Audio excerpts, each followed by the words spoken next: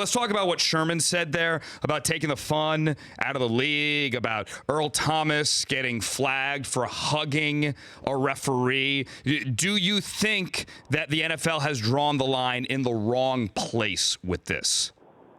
Yeah, and I think what Sherman's getting to is the way that a lot of players think about this, which is that these things are more about how all of that goes over in the boardroom rather than the impact it has on children. And that it's masked as one thing when it's really something else. I think that's what angers the players about it.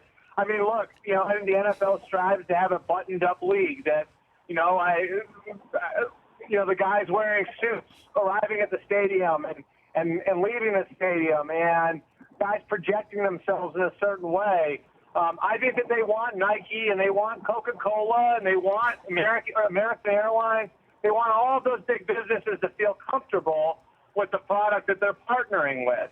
And I think that the player's suspicion, at least I would probably agree with this, is that is why they've taken some of these things out of the game rather than it having any sort of larger message to America's youth.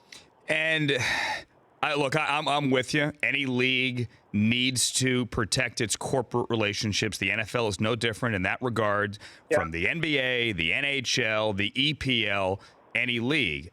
I just look, though, at the Earl Thomas penalty last week and go, that was in good fun. It wasn't a malicious touching of the official. He wasn't arguing. He wasn't shoving. It was good-natured, Albert. Yeah, and I agree with that. I mean, I think sometimes sometimes we just need to inject common sense into these things, and that would have been one of those where I think the officials could have said, okay, we know what he was doing.